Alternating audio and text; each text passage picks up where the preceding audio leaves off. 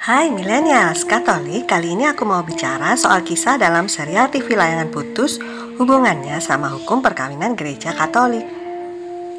Tapi sebelumnya like dan subscribe jika kamu suka channel ini ya.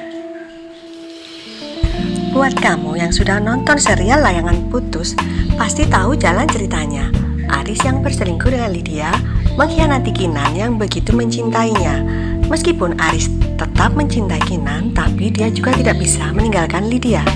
Endingnya memang sangat menyedihkan, yaitu perceraian. Ya teman-teman, bagaimana seandainya teman-teman mengalami hal ini? Padahal gereja Katolik tidak mengenal perceraian. Beberapa hari yang lalu, aku mengobrol dengan seorang teman tentang film ini. Dia mengatakan cinta itu memabukkan. Demikian juga halnya ketika yang datang adalah cinta yang salah. Sudah tahu salah, tapi tak sanggup menolak dan menghindar. Apa yang terjadi kalau kita sebagai pengikut Kristus mengalami hal ini? Salah satu senjata yang ampuh adalah dengan doa. Berdoa mohon jalan yang terang dari Tuhan adalah hal yang utama harus dilakukan. Sebagai pengikut Kristus, kita memang harus berusaha untuk tetap bertahan dan berjuang untuk kembali ke jalan yang benar. Gereja Katolik memang tidak mengenal adanya perceraian. Dasar dari itu adalah Injil Matius bab 19 ayat 6. Demikianlah mereka bukan lagi dua, melainkan satu. Karena itu, apa yang telah dipersatukan Allah tidak boleh diceraikan manusia. Ayat tersebut dengan tegas menolak perceraian.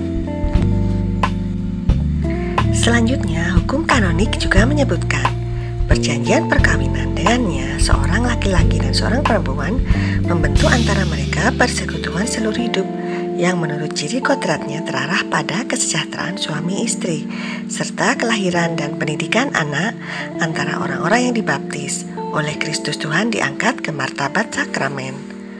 Perkawinan ratum dan konsumatum tidak dapat diputus oleh kuasa manusiawi manapun dan atas alasan apapun selain oleh kematian. Bagaimana dengan hukum perceraian di Indonesia?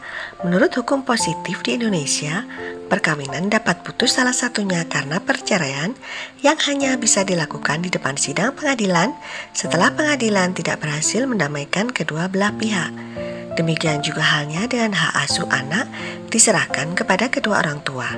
Jika ada perselisihan mengenai penguasaan anak, barulah pengadilan yang akan memberi keputusan.